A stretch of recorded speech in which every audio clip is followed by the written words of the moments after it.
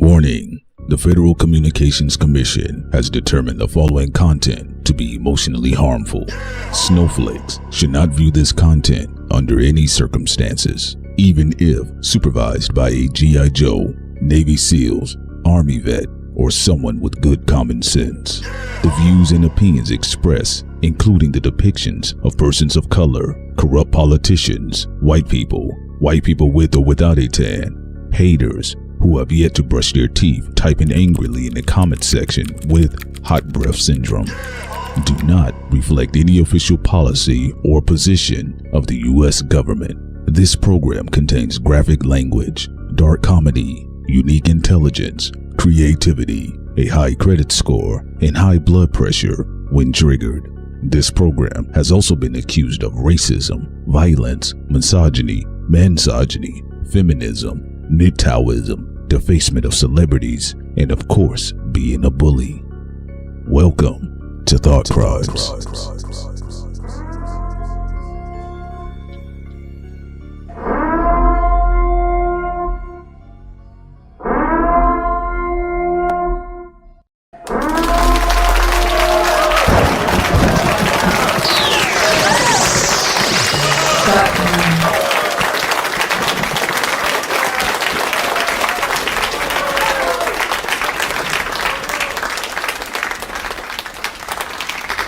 What's up, everyone? Welcome to Thought Crimes. This is your girl, Sincere. We're back again, and I'm here with... Hey, yo, what's up, everybody? This is your man, P. Solo Prince Solomon, back in the building again. Sorry about that, ladies and gentlemen. I guess when we transitioned over to what's been going on in Hollywood, politics, y'all know what time it is. It usually is some crazy stuff that goes. Look, the Ghislaine Maxwell and Jeffrey Epstein thing is always a tough thing to talk about because...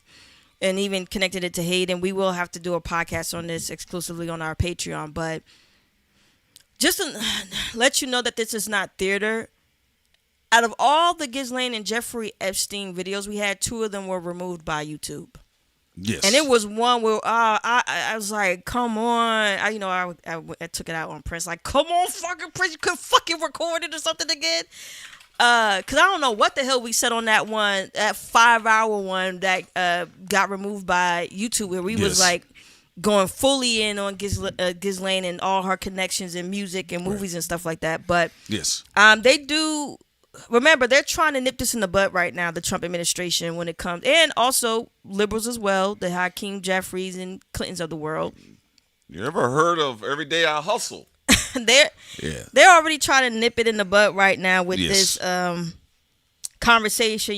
The victims of even Epstein are talking about how they've been swept under the rug and been disrespected. Right. I personally think the victims of these people need to just go out there and start naming names because the U.S. government, the Department of Justice is trying to sweep y'all underneath the rug. I think they just all need to start coming out and saying it. So I don't know if we're going to be able to go into great length like we want to, but I will say this with Hayden. It's very unfortunate that they alleged that she had some allegations that it was a drug overdose. Others said cardiac arrest. Still, the energy around her death is very questionable and alarming. And we will go deep into it with the Ghislaine angle on Patreon. And again, shout out to Nathan and so many others. Yeah. That on X, we saw their post and it was like, we should have known that it was connected to this. And Diana Jenkins, just look at the trailer of Room 23. Look at also the people who were connected to Room 23 in the project. We'll go further again on that angle on the Patreon. But right now, we'll talk about what is acceptable to talk about on YouTube. And that is Stephen A. Smith. Talk about the niggas. Right. Talk about the blackies. Well, they are very tenacious when it's about white people. I'll give Jay-Z, Kendrick, and Drake and all of them credit for this one thing. No matter what's going on behind the scenes, Diddy and all of them. Our platform has never, over the years we've been doing this, have never gotten into trouble for Diddy conversations, for Jay-Z conversation. I could say Jay-Z right now is a demon lord. I could say anything negative about Jay-Z or Drake or Kendrick. Yeah. Outside of their stands and maybe some firms, bots and stuff, that'll come after us or get mad or possibly clip. Outside of that, still could talk shit. No issues. Bryan Singer, Harvey Weinstein, even though he's in prison, Ghislaine and Jeffrey, especially them two. And other people, when they're white, and I don't mean like Johnny Depp type stuff with the other woman. No, I'm not talking about that. And shout out to Popcorn.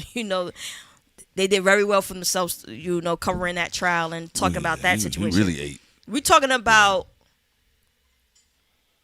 white and Jewish people behind the scenes, power holders, execs, but also when a celebrity is caught connected to those people. Those are the type of conversations that they are like. Even the Kevin Spacey thing.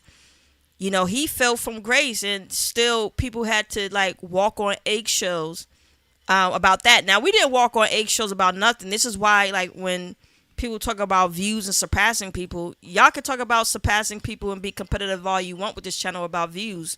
All you do is dick suck our own theories from this platform and then try to go off and be seen and pay for clippers so your views can go up. Prince and I have a lot of times had our run gone stagnant because we do talk about these white and Jewish execs. We're not afraid of Randy Fine. We're not afraid of none of these people.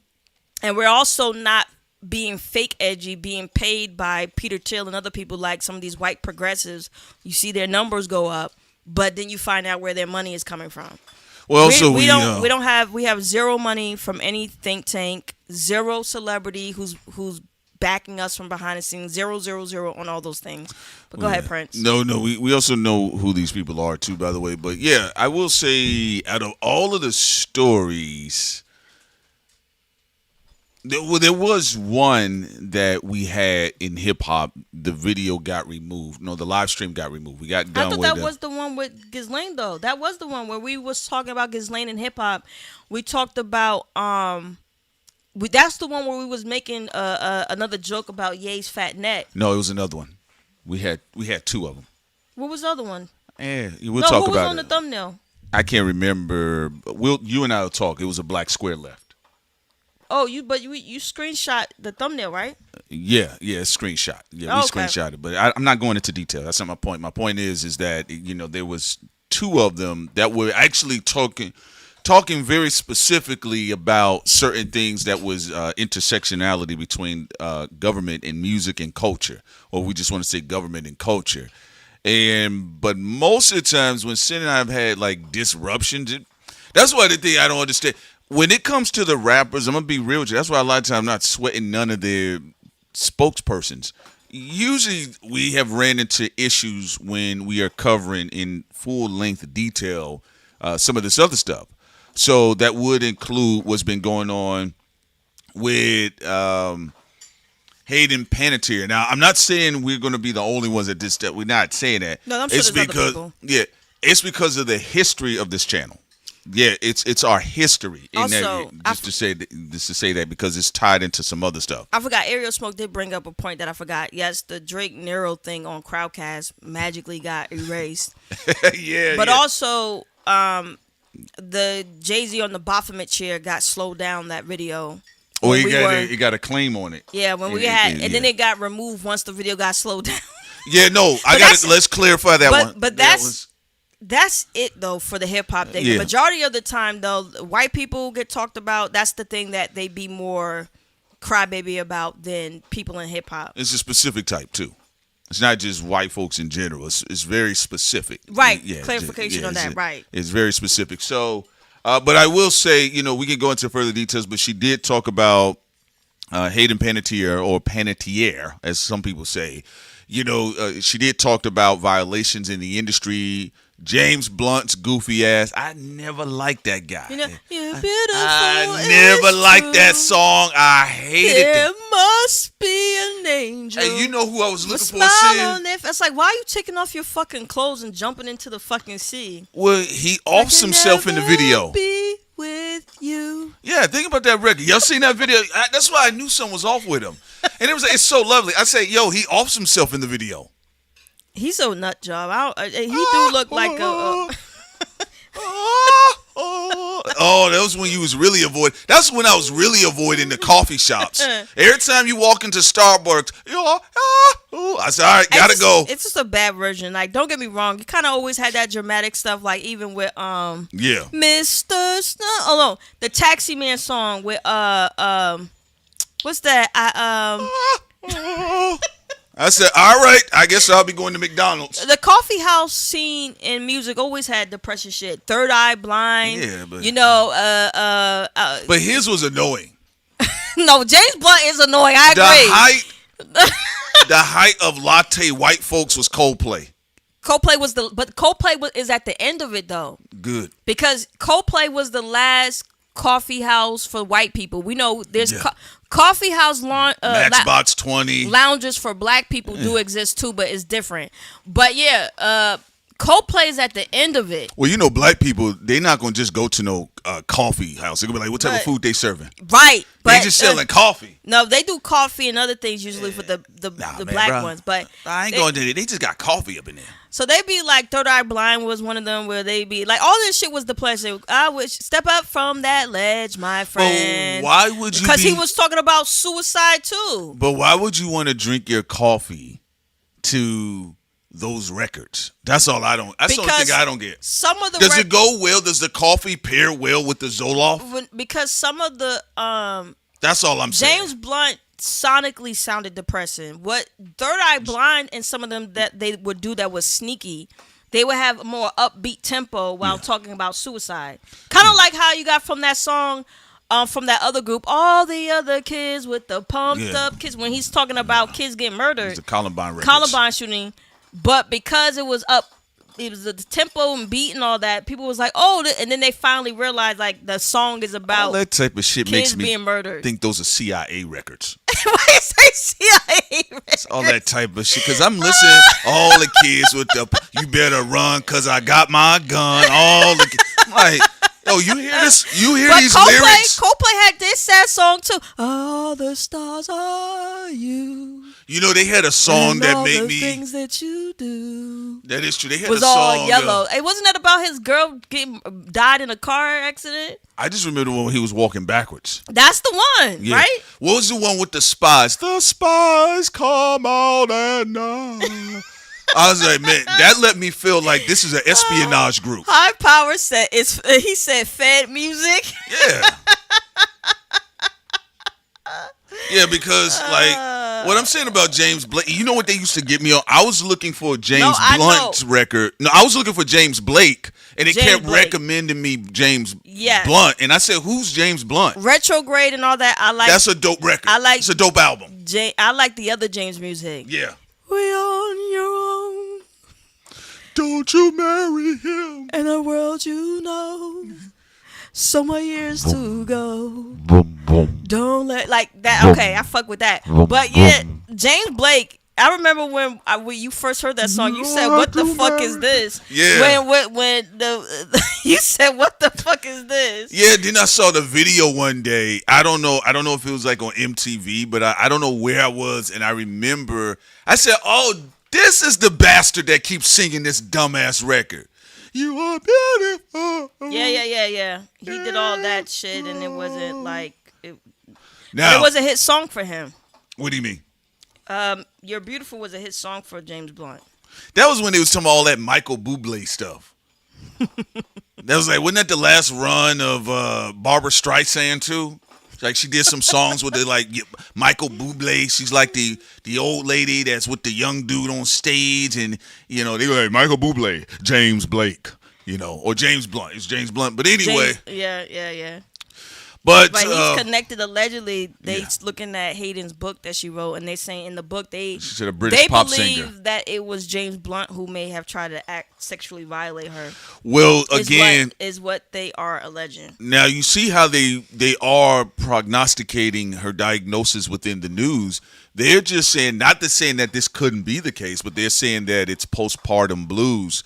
But she also said, because I did listen to some excerpts from her audiobook, but she did talk about, over the years since she was a child of abuse and neglect. Oh, before we go further into that, we do have a super chat where Victory said, "What's the coffee house for black people?" Coffee house for black people. Sade, Maxwell, R&B, Afro beats. It is for black people. It was Maxwell, Sade, Jill Scott. It's kind of like the Gen Xers, though. That type. Y'all know what we talking about. Actually, with coffee house music, for black people. What Alicia Keys did with "You Don't Know My Name." It's going to be two spaces. That's that type of energy. You don't know my name. It's going to be jazz, R&B, and then the neo soul subgenre, like Sin stated. But you can't just tell somebody black that, we're about to go to a coffee place and just have coffee. They're going to be like, I'm hungry. Yeah. No, but for black people, the coffee houses was the hookup with somebody else you found attractive. When them Gen Xers was wearing them brown jackets, them brown leather jackets and black leather jackets. And burgundy. So it was to talk about... The ones that had more money had the burgundy. Yeah, the burgundy leather jackets or pleather. Over coffee, they would talk about relationships. They would talk about music and their art. They would talk about where they're going to school for, business. That's black people type of coffee house. And then they would play R&B, jazz, soul, that type of stuff. With white people, their coffee house is like... Some of the music is an offshoot version of that, just by the way, just to say that real quick. When you get people like... Hey, soul sister. Right. Ooh, the way the soul sister stuff, or... what's the one who's very popular? Crash Into Me. Okay. What was that? The Dave Matthew Band. Yeah. So they would do their offshoot black version, but then they would have their up-tempo rock... suicide music. Yeah. Like with Third Eye Blind and the rest of them. There you go.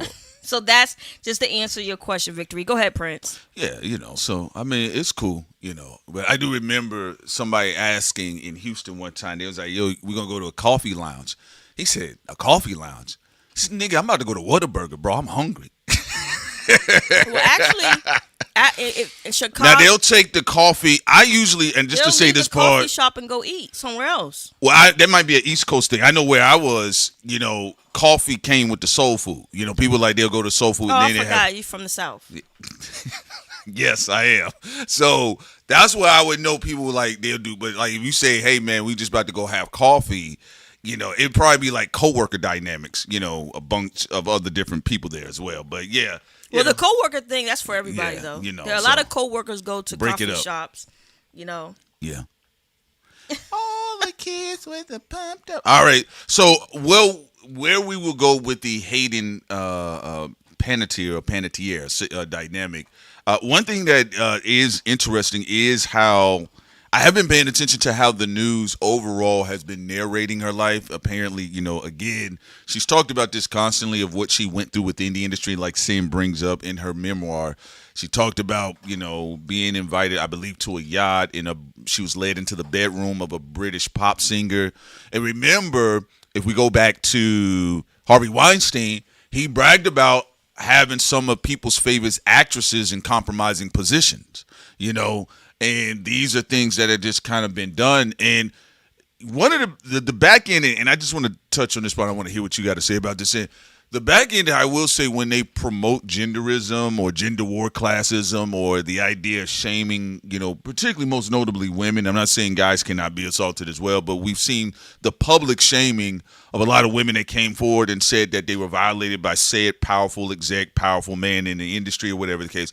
I always kind of felt one of the reasons why they would constantly promote those dynamics of misogyny, misogynoir, sexism is because they need that mindset out there so they can continue to abuse a lot of these children behind the scenes, young boys, young girls, women. So whenever they come forward, they'll say, the bitch got a high body count. And I think that plays into a lot of this as well. That's exactly true. In fact, the gender wars is actually preventing children from being saved. And actually recently, Caruso, the guy that the governor of DeSantis was standing next to write a pro-Israel bill.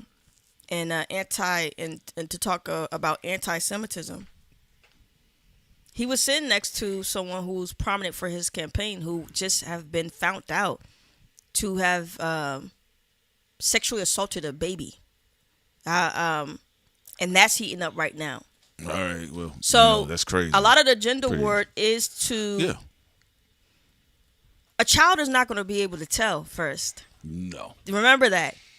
A man or woman who was violated, they might tell.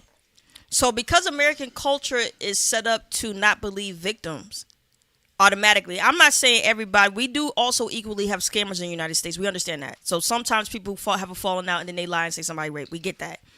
But the other part of what Prince is talking about that is not being talked about, the gender war is created so children won't be protected. So that way, if a woman or a man come out and they're like, no, this guy is a notorious sexual assaulter in the industry. Mm-hmm. And some of these people also be messing and trafficking children. Yeah. Well, then everybody be like what Prince said, oh, the dude that is a FAG, or they'll be like, the woman, she's promiscuous, fuck that bitch, she just want money. Nobody does research to see if the person is a scammer or telling the truth. And because they can hide behind the gender war and gender dynamics, the children never get protected. So it is very unfortunate because you have men and women fighting each other.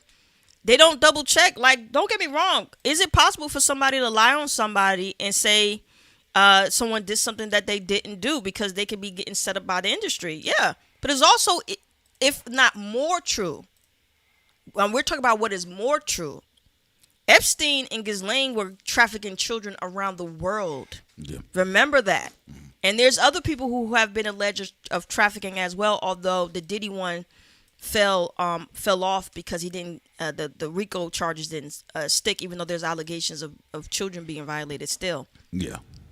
No, but yeah, you know, when these things happen, the children are they get to the children last. Very last, yeah. And this is why through even being a womanizer. So someone can see a woman, and because you see a young girl, especially if they're black, but they can see a young girl, period. And because American society has been painted to look at young girls in a grown way, sometimes, like when you see Woody Allen, right, and this girl could be 16, but how American culture has been groomed, people just assume she's 19. So he walks around with a 16-year-old, and I'm just using an analogy. She's really 19. People be like, gold digger. This is a 18, 19, 20-year-old, probably gold digging for money. They gold digging into Woody Allen's pocket. And then you don't find out until 20 years later that 19-year-old or 20-year-old was really a 16-year-old, and she was trafficked at a very young age. Even possibly by the age of 14. That's the whole thing, even with Eyes Wide Shut, right? Or the Lolita Express. So this does happen a lot. And then by the time, let's say that young girl becomes a woman, let's say she's 30-something now. She has her own kid, and she's like, wait a minute, I got to say something about this. Mm-hmm. Then they be like, you a gold digging bitch. That's what they do. Yeah, that's why I think a lot of it is promoted, because it allows for the abuse of, children and women. And then also the other side of it, the further exploitation, even to the extent of immediate death for a lot of men, women, and children.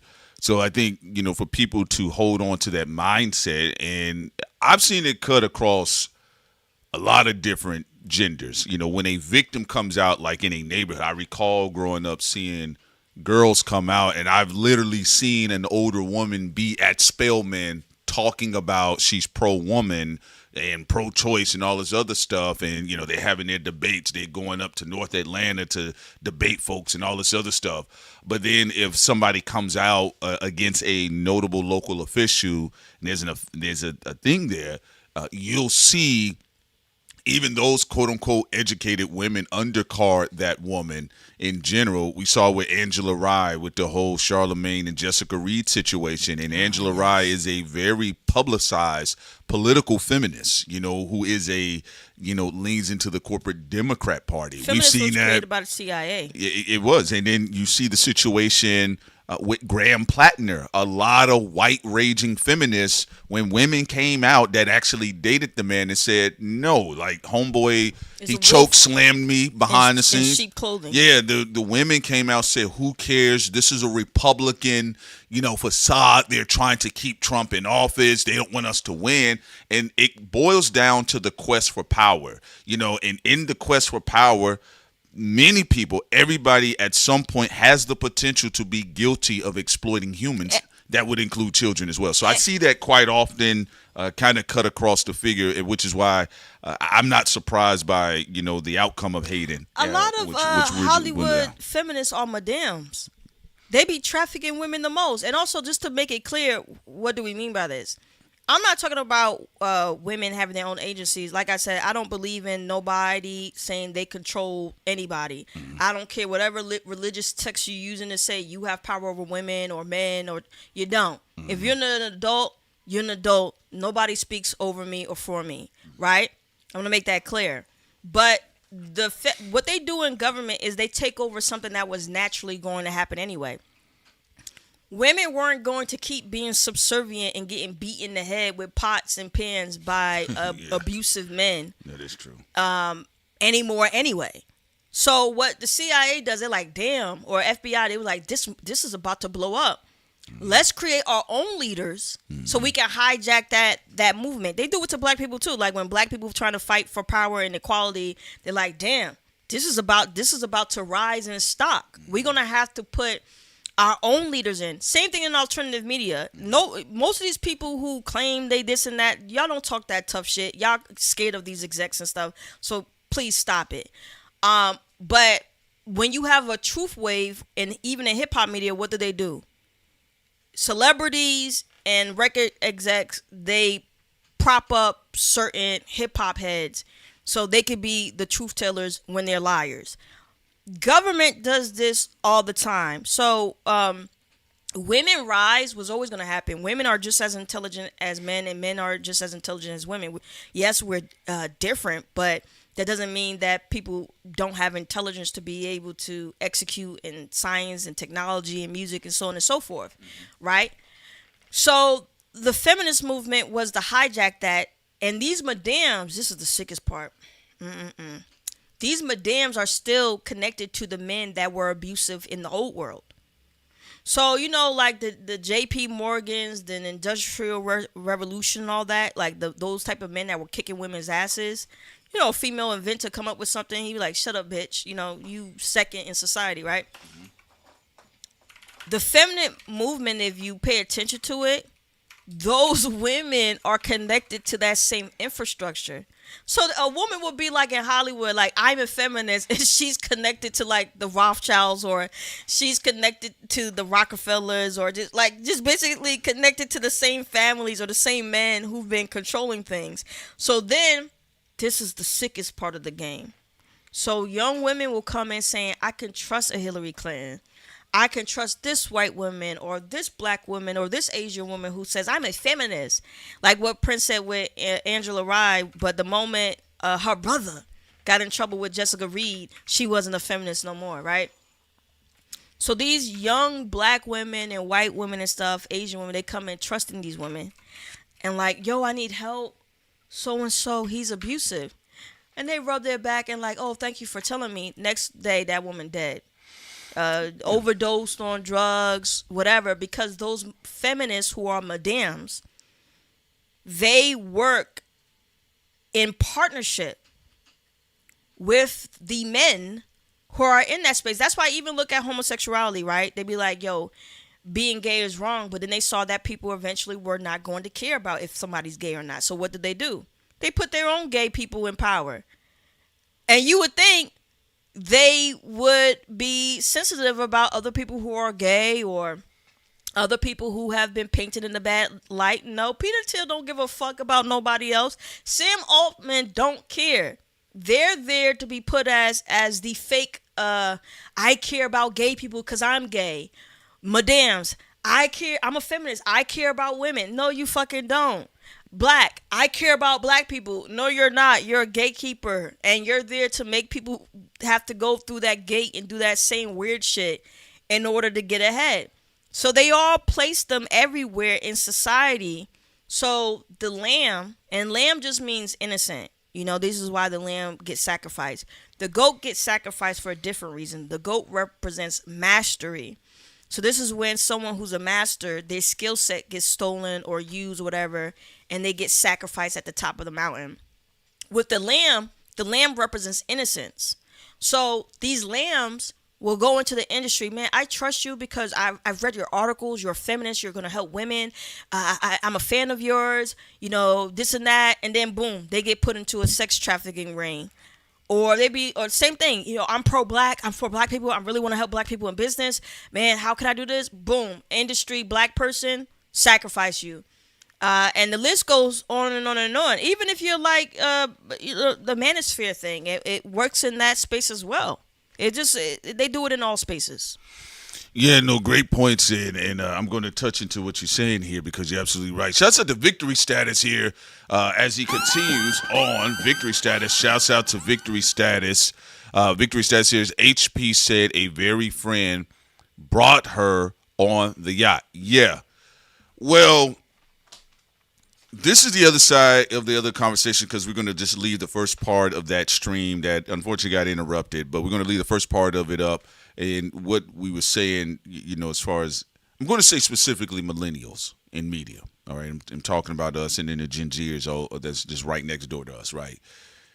What Sid is saying is going to be was basically it's like the cultural grooming, you know, the graduation to be groomed. Right. So the only way the old vanguard or gatekeepers that have historically exploited their peers to continue their legacy, a part of extending their legacy would be the exploitation of the next class. Now, what's the advantage there versus their peers? Their peers may be able to check them shoulder to shoulder. They may be able to say, what you talking about? You came in the game just like me, right? Now, if somebody is able to rise and get higher ranking out of their peer class, which happens in all generations, people ascend to the top of their generation. It just happens, right? Then you may have like acquisition in the sense of, okay, people's like, well, I need to get with old girl because she's a shooter and mover. I need to get with old boy because he's a shooter and mover. Now, the whole time, though, the next generation will be watching these people ascend, and so these people will look at them as elder statesmen. Okay? Again, just because people are deemed an elder does not mean they're any good. Sometimes people are paying too much respect to old con artists. That's an old crook. That's an old nigga. That's an old bitch. She's moving around. She's being devious. That's a corrupt soul right there, right? And that's why the media is very powerful because they made like Bill Gates, for example, look like Santa Claus. So, you know, Prince and I are not here to be like, I told you so or nothing like that. I personally, you know, think it's very sad. Remember, the lamb represents innocent. You have people taking advantage of people who are good-hearted and goodwill. But the most interesting stuff, too, like even what Prince and I are talking about, is actually the GOAT. The GOAT one is very interesting to me because these people who are very well learned, y'all been in the industry for a long time. How the fuck are you letting yourself get sacrificed? That's the one that's the most interesting one. I understand easily why a lamb would get sacrificed. You're innocent. You represent the fool in the tarot card, like all of us do when we first discovering certain things in the world, right? But the GOAT, people who've been in the industry for years and decades, what do you think about how they get sacrificed and how they get sacrificed and having all this knowledge and still getting sacrificed? What do you think about that? Because it's more so about lifestyle being predicated on being a useful sacrificial lamb, you know, and or just being used properly. Look, all you got to do, I mean, people can highlight it, but look at the people that stand around Trump. They're looking to see, how can I be useful to eat? How can I be useful? Okay, if I kind of give up if I lower my boundaries here because I'm really trying to eat, and this is what that entire space is predicated on. And if you're an individual that you don't want to do that, you're not going to make it in that space. That's a great point. I do want she people said the same there. thing too. Yeah, it's just goats are greedy. Yeah, and I'm just being real with you all, and I've ran into so many people that try to remix it. Like, well, I mean, do I have to this, that, that? I said, shout it. I'm being real with you. You cannot ascend in those spaces without being exploited. In general, like wherever your boundary, whatever makes you uncomfortable, where you feel like a violation could come like this. Hey man, you made the beat, but look, don't put your name on it. Just give it to me. I'll give it to Mariah Carey. And if she get a hit, bro, I got you. And it never was your name attached to that. It may not be somebody got to touch your cookie hole, but the boundary what it is you have to show that I am a team player. But Michael right? Jackson, GOAT, Prince Roger Nelson, GOAT, even what's happening to some of the GOATs in hip hop right now, trying not to get sacrificed. What would you classify that in besides the whole being greedy part? I mean, let's say about people who they stop being greedy. Mm-hmm. Prince, a long time ago, stopped wanting to even deal with that type of fame. In the 90s, he already started to turn away against it. He talked about at first embracing the internet, like what we talked about. Then he said the dangers of it. He said, watch out for these companies that are coming up that's going to steal black people's music. And he didn't, there's a part in his life where he wasn't falling for the things that he fell for when he was younger and he was hungry to be seen. You know, he already had tasted that world and he went in a different path. How do you think they were able to sacrifice him? Well, how you getting into? See, now we over here. We going into Patreon. Oh, right. We'll say that. But no, I'll say this. Look, you know, there are some beliefs of those circles that they feel no matter what you say publicly, after you sign a succession of esoteric contracts, and again, if you guys recall, we had a prominent person from the music industry, a lady, and we was interviewing her live, and we asked her, we said, what was the worst contract you seen? And Infinity and she beyond. said the contract for one artist, it said at the bottom, it said Infinity. And, you know, again, you got lawyers and you have occultists, you have occultic lawyers, and the spell work that is put in binding these contracts, some of them do believe once you've signed your name over, your likeness, your identity, that they have granted permission to do whatever they want, whether they want to catch you as a lamb or, like Sin stated, allow your career to matriculate to a master level, and then you're sacrificed as a goat. Yeah. So that happens all the time. So many masters who are just so skilled and great at what they do. Yeah, many of them have gotten sacrificed in the industry, and some of them had to walk away all the way, because I remember Howard, when she was talking about Atlantic Records, Adina Howard, yeah, she said how they were like Scorpio. They gave everything to Diddy, right, and ignored all the black acts. But sometimes it's good to be ignored, because she's it wasn't Adina Howard. I apologize. You're talking about the other lady. Yeah. From Chicago. Yes, yeah. My bad. She talked about how all these black artists, they built Atlantic Records. Like, they did, yeah. And they did it with the television networks too. Yeah, and that they're being ignored now, and they give all the money to, you know, Diddy and other pimps in the industry. Yes. And this is what she said.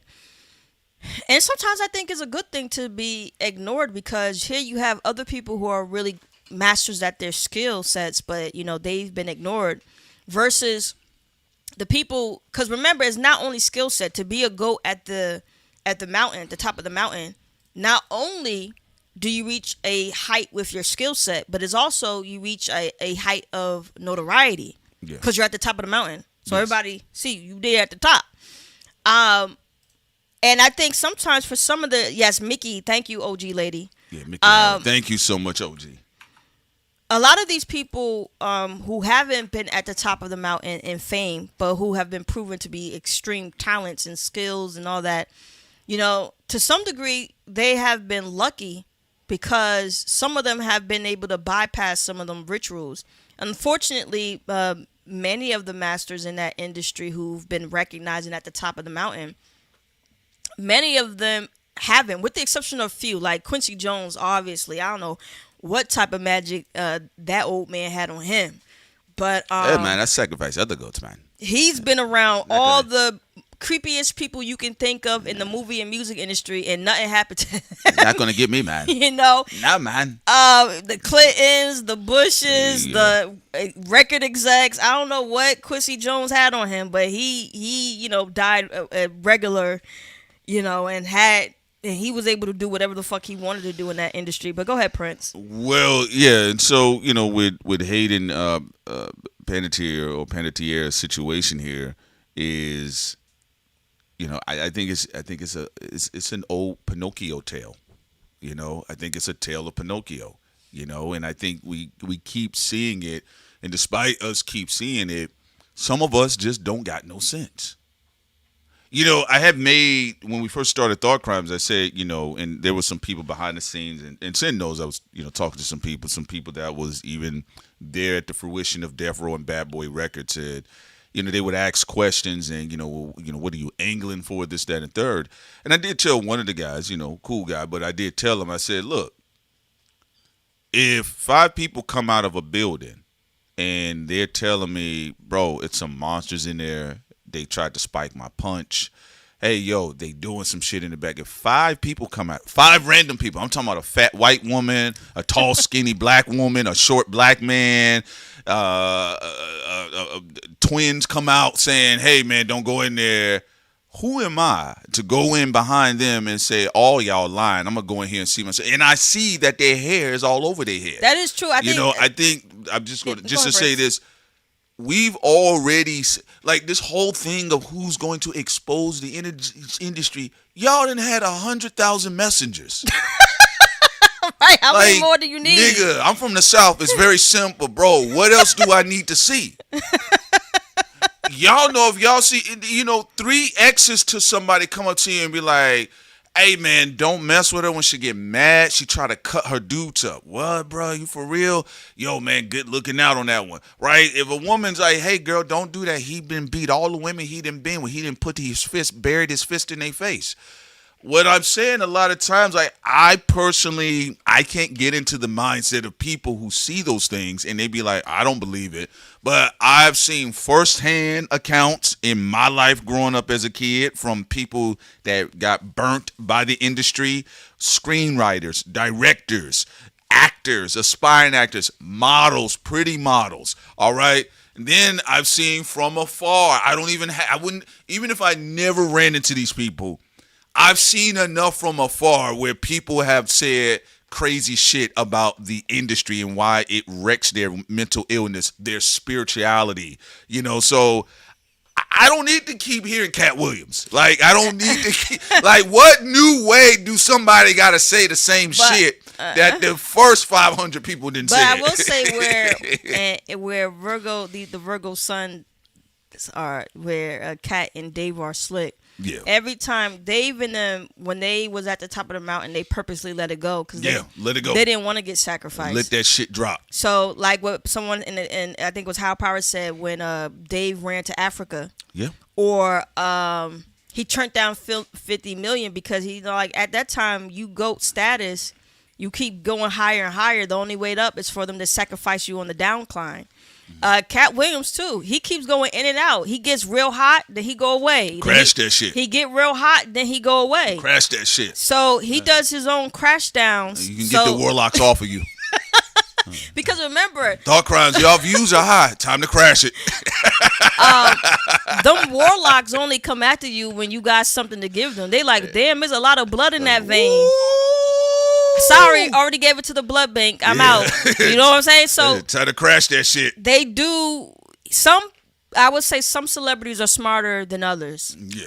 And some are dumber than others. Some of them don't know when they keep getting fed to be a sacrifice. Yeah, no. It's like, at some point, it's like, come on, have a fucking brain. But like you said, that whole Pinocchio thing. Yeah. Remember, the Disney version of Pinocchio was a happy ending, but that's not the real ending of Pinocchio. No. When the real ending is Kanye. When Pinocchio got trafficked, he died as a donkey. Yeah. Slave. Yeah. No, I mean, which is what happens actually to most. Look at what they did. That's even with the great Michael Jackson. Yeah. They had him in the ultimate Pinocchio story. The slave tour. Yeah. Had Michael Jackson at because they said he was supposed to do 10 shows. 10 to 100. Michael woke up. He had 5,000 shows to do. He said, "What the fuck?" Yeah. And then they're like, "This is oh my god, man! This was so sadistic." They said, "This is it."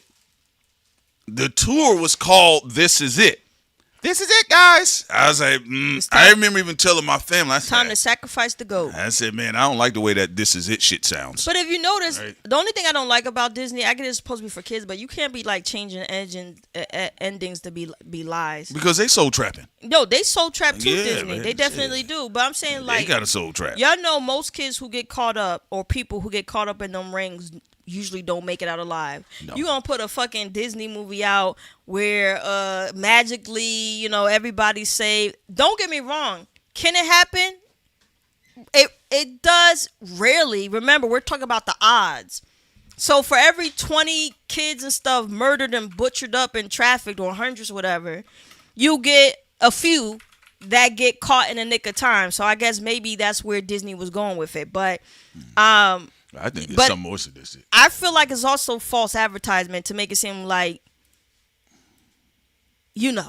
I'm just saying. I just think I don't disagree with you saying, but I think they falsely market hope and happy endings so your dumb ass can be in that industry hoping and praying as they abuse you. That's what I believe. Right. We don't do no hope. When we saw that person in the chat one time, he went up there and lied. We're like, abort. Y'all not trying to do anything against the industry. Y'all just trying to get y'all real estate in the industry. Abort. We don't do no liars. And also, independent media got to be careful because they all trying to bundle up to be in a celebrity's face. You could be sacrificed. Imagine if you don't know what that it's like what we said. If Drake or Kendrick gets hurt, or even something happens to Jay-Z, right? But if somebody get hurt, the first thing they're gonna do is round up people in independent media who wanted to be seen. I'm not saying it's gonna happen, but with industry people, you never know. They're a wild card. You got execs setting things up. You don't know if somebody gonna get hurt. I mean, it ain't then hard they to get do. hurt, and their gangs, alleged gangs, and people they associated with, they come looking for you. Yeah, it ain't hard to blame faceless niggas. I don't even know why like folks be getting cocky like some of the stuff they pushing. I said, well, I mean, and I talked to y'all. Lady LaRue was there. I told y'all what I said about people's brands and what you don't want it to be attached to. And when I see some shit looking crazy and we getting it's like the views are burning up and stuff.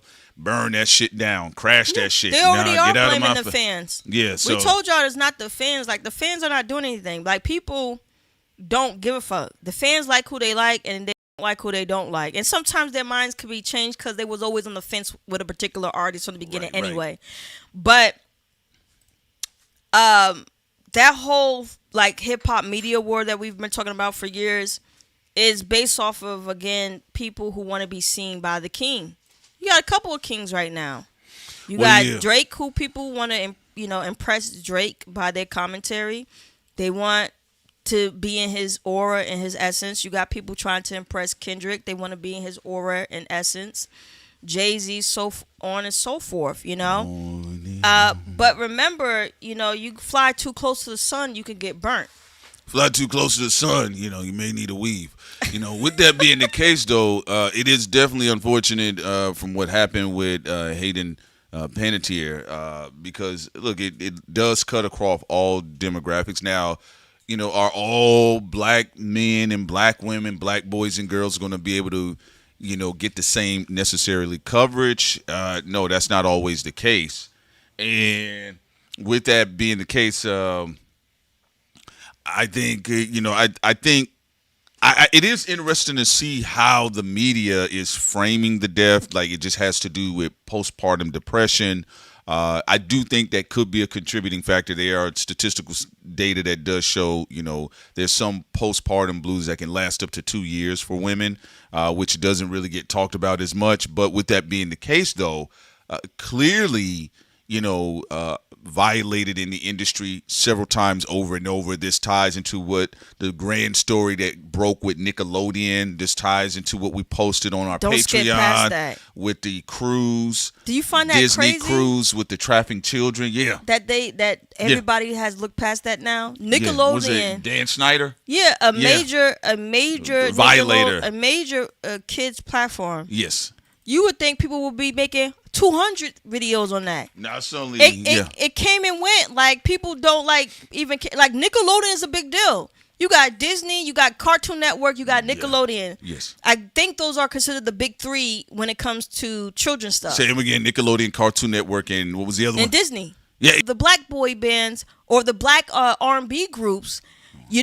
And it's like, so people just gonna ignore that? Oh no, no, you're right. You're 100% right about that. And I try to, you and I, we just do what we need to do. But look, I get it when you're talking about people being young, 9, 10, 11, 12, 13, 14, 15, 16-year-olds. But we literally have 30-year-olds out here acting brand new. And the only reason why I'm saying that, like, the Nickelodeon storyline in itself, that's a huge unplugging event for everybody. But why do you think there's people even in hip hop who are still holding on to it? Because my personal opinion, I feel like people are listening to these industry plants in hip hop media and people from the industry in hip hop. And because of that, they're still holding on to this little bit of illusion. Meanwhile, the entire world is showing you what it really is. And then also with the Adderall, this is also sad. This is something that Prince and I have been talking about for years. We read George from the Beatles, George Harris, but he said his dentist was the one who put him on LSD he didn't know. He put LSD in his coffee. What happened to Hayden is in the industry, they turn people into drug addicts. That's why, like, most of the time, it's sick how they make you hate people or say it's just all their fault. When you a teenager or when you're very young and you're like watching the media in the 90s or you're 90s baby and up or whatever you was born, 80s, 70s, 60s, whatever. Every time an artist got on drug or celebrity, you thought, man, you had everything. Like, you on drugs, man? Damn loser.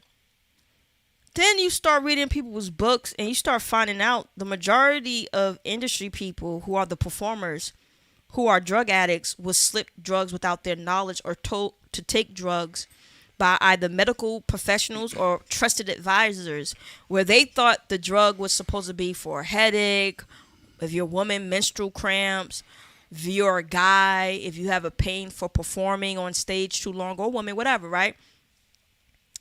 And they take these drugs. Whitney Houston.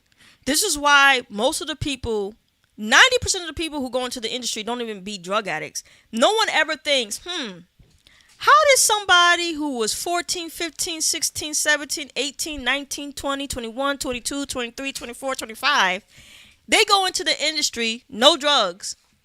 Then all of a sudden, they are a drug addict, addicted to prescription pills or cocaine or whatever the hell it is, LSD, and all of a sudden these people are they turn into crackheads overnight.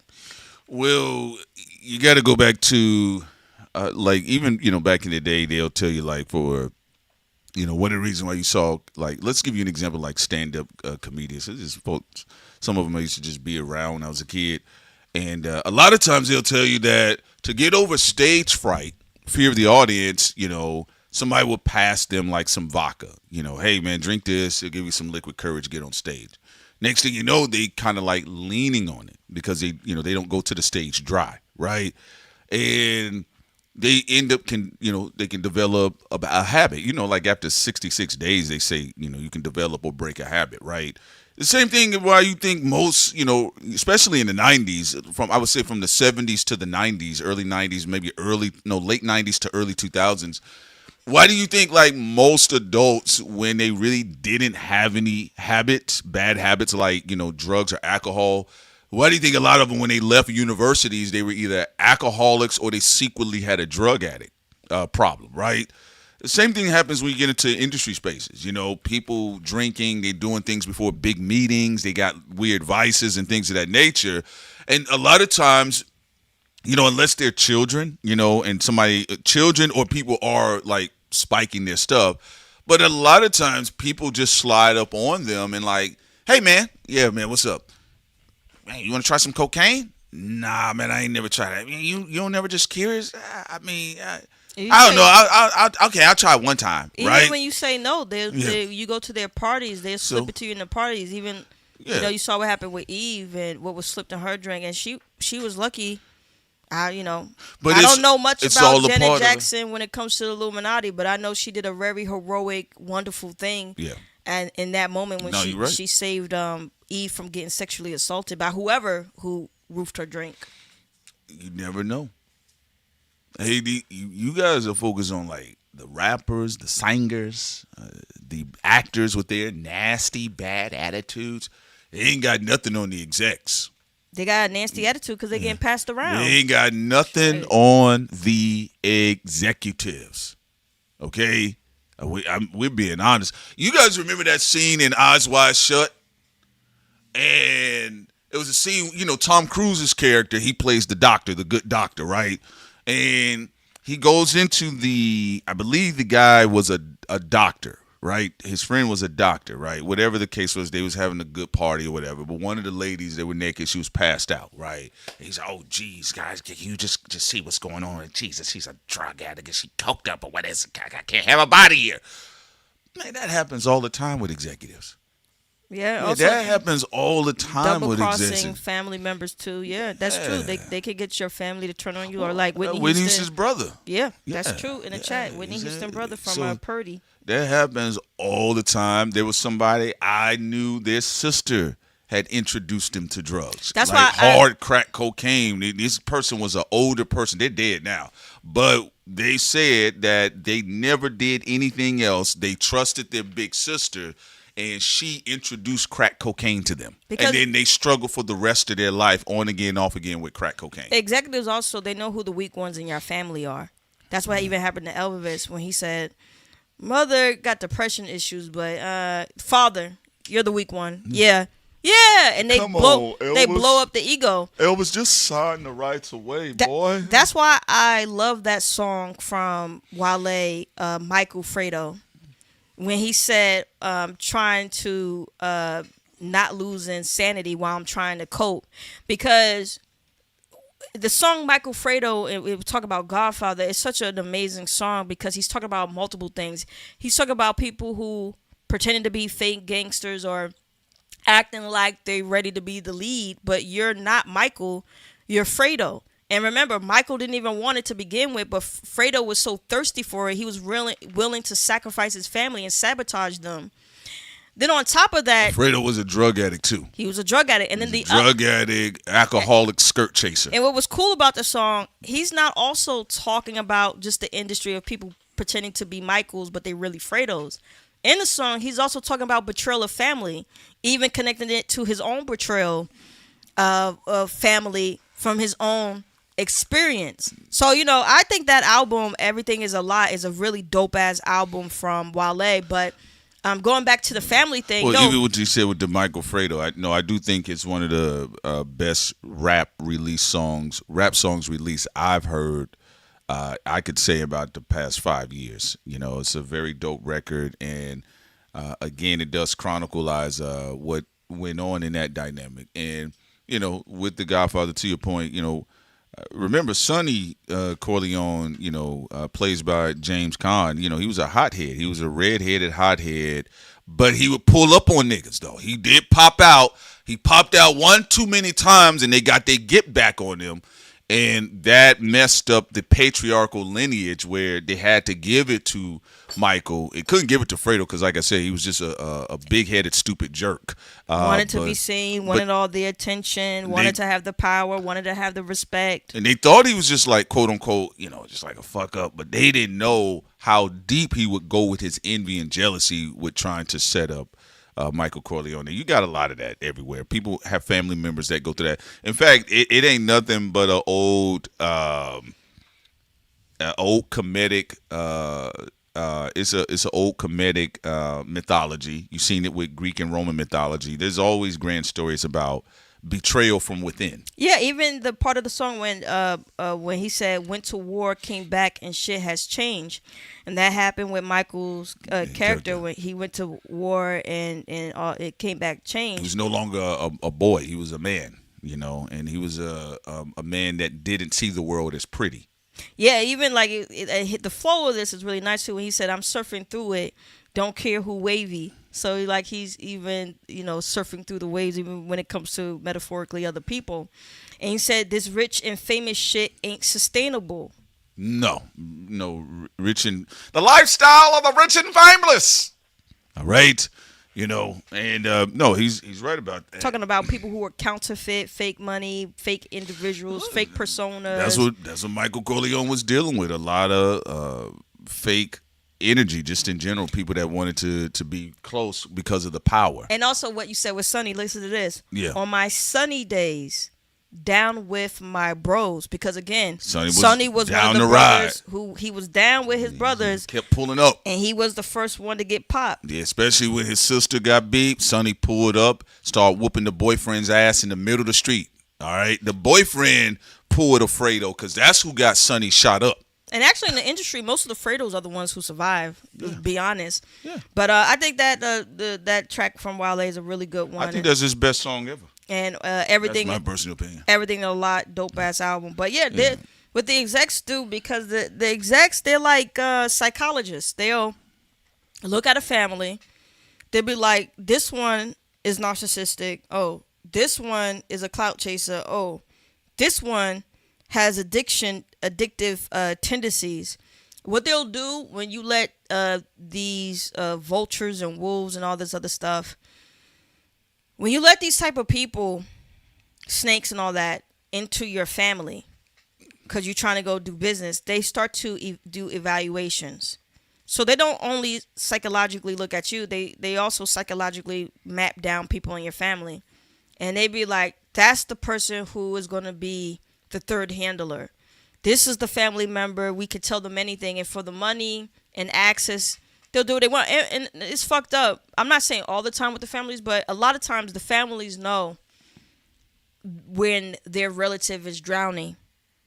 And the one that they put as the handler over the talented one is the one who allows their relative to drown into a grave. It's a sad situation, but it's true. Whether the handler is the mom, like what we saw with Drew Barrymore, whether the handler is the father, whether the handler is a sibling, a auntie, a uncle, you saw Aaliyah's uncle. Yeah, you seen it with R. Kelly.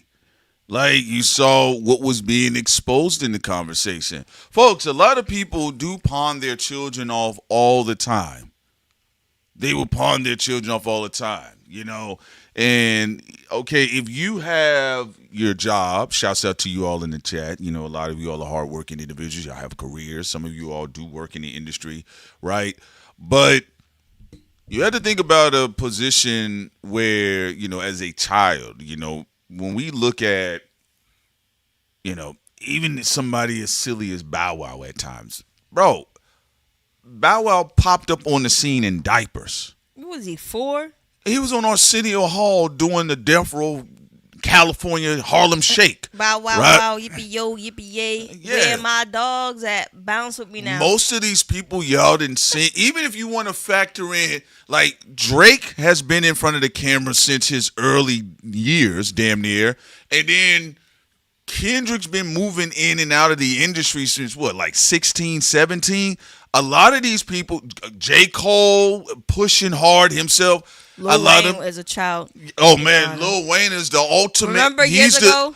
Lil Wayne is the biggest child rapper in hip hop. Remember years ago when I said they was a boy band and people cooked me? They were a boy band. I remember I was like, You had the rebellious one. I said the ladies man one. I said this is a boy band. They said, Sin, shut up. CMB. They said this ain't no boy band. I said they are. The only person who is of age is Birdman. not just Birdman. Oh. And the group was Well, Juvenile had an older face. Juvenile. But he was like 17 at the time. They were like 18. No, Juvenile just always looked older than the rest I of thought them. Juvenile was 19 or 18 when he was. I'm just saying, I remember when he popped up, all them niggas was in their teenage years. Yeah, but I thought the Hot Boys, I just thought they were a boy Listen band. to the name. Backstreet Boys, Hot Boys.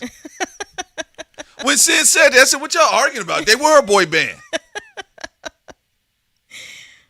And if you go back to when Wayne, before he put any tats on his face, and he looked like a little chipmunk, right? What was his whole shit? I'm the young rebellious one. Because Juvenile was the only one that I saw when I was a kid watching them. Juvenile was the only one who'd be like, no. Like when Birdman was like, he said we want more men on the stage. Get more men on the stage. And Juvie was like, I don't. You get all these women off the But stage. everybody else I saw played into that, like Lil Wayne kissing Birdman. Yeah. And, some other things that was going on in the industry. You always saw them locking lips with Birdman. Juvie was the only one who was like, no. And Wayne and Wayne was marketed to middle schoolers and high schoolers. Hot Boys were marketed to like people in middle school and high school. In fact, when they did, what was the checkmate dance? What was that? Y'all remember that dance? I actually remember around our way, like some children getting shot because they didn't know that these were like gang dances. It was fucked up. But y'all remember that? I mean, I thought they were a boy band when I was growing up. They were just niggas. That was it, But I swear, Boys to Men, Backstreet Boys, NSYNC. The boy band, the concept of itself. It comes from copying off of the Jackson 5. Remember, Jackson 5 broke records and created a whole new, and Motown and burying them. It created a whole new lane in music that was never seen before. They was having, what's the Ricky Martin Spanish version? What was that, B-More? Menudo. Oh, I didn't. Yeah, I get what y'all saying. So it was, no, but they were, I guess, really big. But the whole point is, okay, y'all see we talking about Agent Smiths, right? So whether you in the industry or not, these are known and unknown, right? Jackson 5 is a known prototype. This is an origin point, right?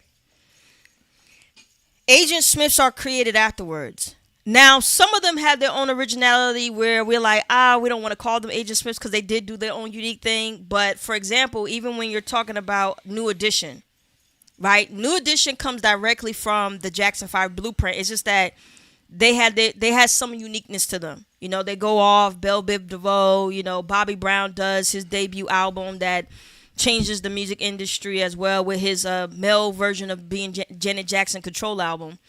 And more of the members were able to have successful solo careers. They were fucking talented. New Edition, a talented fucking group. But still, nonetheless, you see how the copying machine starts to get fucked up.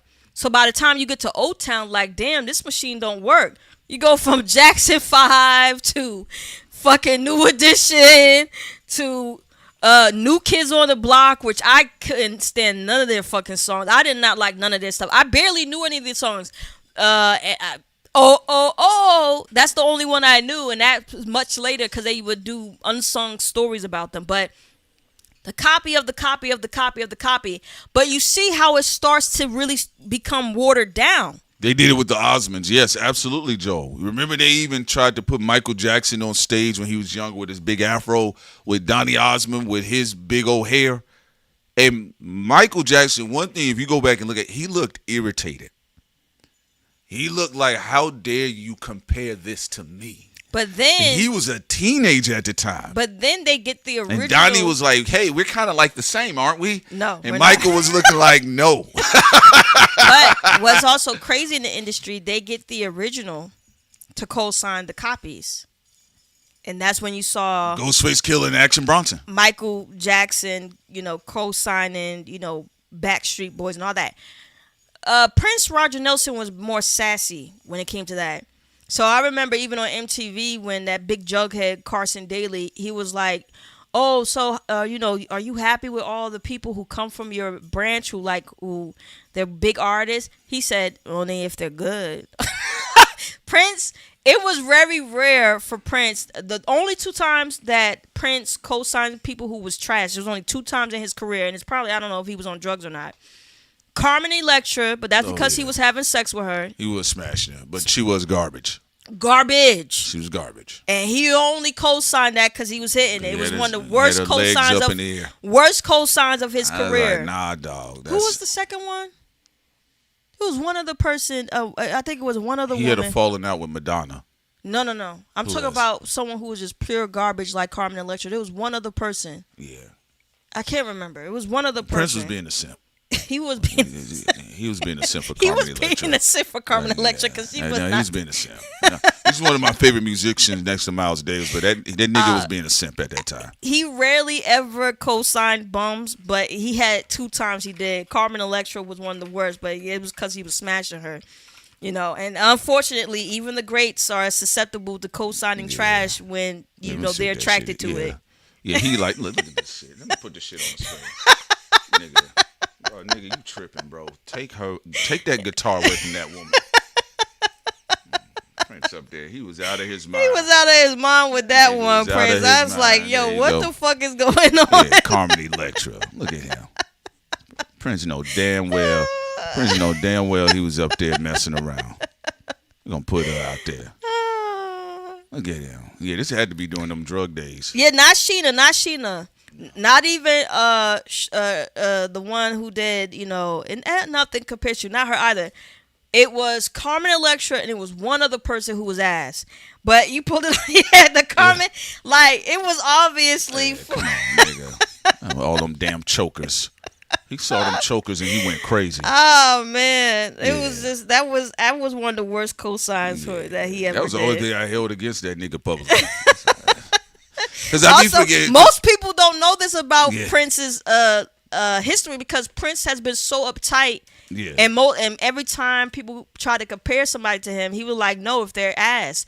But it was 1 or 2 times early in his career, or the early middle of his career, where he co-signed trash, and people never bring up Carmen Electra. And because nobody remembers even the song that he wrote for Carmen Electra. Nobody. I don't even remember the song. I just remember as a kid back in the day, because I used to really love music, so I would brag the magazines and all that stuff. And I was like, damn. As a kid, I was like, why would Prince co-sign Carmen Electra? He over there doing his business. Because it get the greats too. It get the greats all the time too. And it's Prince, because so who gonna argue with Prince in the fucking studio? That's true. Like, think about when Prince leaves the studio, engineer's like, bro, she can't sing. I said I got it. Well, you tell him. I know, that's like, yo, who gonna tell her this bitch is trash? Bro, he's sleeping with her, bro. Just don't say nothing. Man, right just now. take the money. Take the money. It'll be good on your resume. You can go to Michael Jackson after this. Michael, we already see, to be fair, we all know all the bad acts that Michael Jackson co-signed. We just wanted to remind people that Prince also co-signed one bad act as well, one or two. Oh, yeah. You remember when... Oh, that's what was going on. You remember that time when she was with the Dave Navarro dude? Yeah. Yeah, and they had the same look. Look at this fake Prince. Look at this, Prince. Yeah, but it happens, man. But no, Carmen Electra, terrible actress and a terrible singer. Also, Doms, I don't know if it was Danielle. I'm going to go back and look at Prince catalog. No, saying this right. He do got 2 L's. And I'll tell y'all. No Cool J. I'll tell y'all who the second one was. It wasn't Marvin Gaye's daughter either, because Marvin Gaye's daughter, she's very talented. Oh, Nona Gay. She was in The Matrix. She's in The Matrix. I actually like this song. Yeah. If you're sick and tired. And I'm a door. Yeah. Throw up the love sign. Everybody come rock. I like the Shock G remix. The Shock G remix is fire. Rest in peace to Shock G, bro. Yeah, but nah, Prince was over there getting caught up. So yeah, that's the downside about Prince too, because he if it's a lady that he liked, he gonna put pressure on niggas in the studio. Which was crazy because most of the women he pushed for was talented, but it was just that one or two. I'm like, I only remember Carmen Electrica scenes when Sin brings it up. I was like, oh yeah, that was a terrible trash era. Oh yeah, with the big hair, yeah, they had that whole era. But anyway, moving on. It happens. It happens. They all got them. No, they do. They all got them. Like, I mean, they all got like bad proteges somewhere. A lot of the famous big and the ones that are anally retentive, like they got bad proteges somewhere. And usually when they do, they probably was dating or smashing them. But that's that. That's how that stuff is. Stephen A. Smith. Let's get into Stephen A. Smith. That's funny said. I want to start off here on this one. My honest opinion, I do believe that this was a corporate maneuver against Stephen A. Smith. All right. Now, I do have my criticism of Stephen A. Smith because he's been a little cloudy, extra lately. And he also has the, I think it's the karma of Kwame, too. He's been a hitman, allegedly. They said that Stephen A. Smith he's a hitman of the corporate industrial sports complex. And he goes out and tried to either blame people who didn't do anything wrong, exaggerate their role, or he get rid of outliers. So if you're an outliner and he comes to try to delete you and put like what he did to Jaylen Brown. I think my honest opinion, I think the National Association of Black Journalists, I do think it was a really good war chest strategy because you put a label on him. People would say, well, do I remember Stephen A. Smith really like cutting off black women's heads publicly? Most people could say, no, I don't. No, he has behind the scenes. I read that one. Well, that woman who did that. I can't remember her name right now, but she's on CNN and she did that car ride along. Yeah, she's a black female sports commentator. Yeah, I don't disagree with that part. I think they're talking about also the background dealings because I do remember reading on certain things where he has sabotaged not only black men but a lot of black women behind the scenes. Well, no, behind the scenes, he's actually knocked off a lot of people from what we heard across the board because they say Stephen A. Smith plays very dirty behind the scenes. But I think that's what the black women in the sports world are talking about. But the national, so I actually listened to what they said. They said because of his coverage and how he covers black women. So Stephen A. Smith keeps trying to do the Charlemagne and my wit Rock Nation or not shit, but he's doing it with the Republicans. So what they're doing is scooting his black ass, going and slide all the way over there. Stop trying to flirt with the idea that if I were to run, I would run as a Democrat. We know that's never happening with Stephen A. Smith. He also was lying about the WNBA. And so that's a league filled with majority black women. Recently, he did finally admit that Caitlin Clark is not the best player in the WNBA, even though she is a talent. She's not the best WNBA player right now. But for the longest time, he was saying things that just wasn't true about the WNBA. Like the most of the women were not catty against Caitlin. They did not care. They're being competitive like it would be anybody else. And these black men in mainstream sports media were parroting the same things that the white guys were connected to, was a part of the alt-right and some of the alt-left. So you even saw that when Big Domehead, who used to work for MSNBC, I forgot his name, but Keith something, when he called Angel Reese, for example, he said she was trash as a human being. Like, he called her the most disgusting thing possible. And people told her, like, bro, what are you talking about? Like, women's college basketball has always been like this, Just like when Caitlin Clark waved that Raven Johnson and said, man, you can't hit that shot.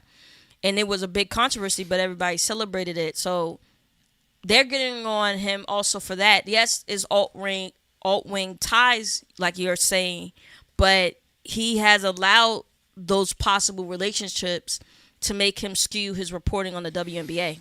My point is, I don't disagree with that. I'm just saying I don't feel sorry for Stephen A. Smith was what I was getting to. I don't feel sorry for him. I think, he needs to get on out there, and he probably got to defend himself because Stephen A. Smith has baptized a lot of black people publicly in fire.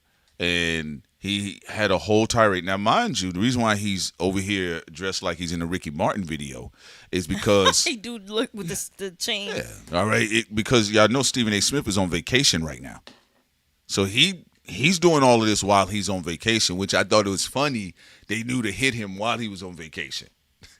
So Stephen A. Smith, my honest opinion, and I do see people they're looking to be fair to Stephen A. Smith. I don't think Stephen A. Smith in his journalism has been fair to other subjects, and this is what Sin and I talked about on the other part of the stream that got cut off.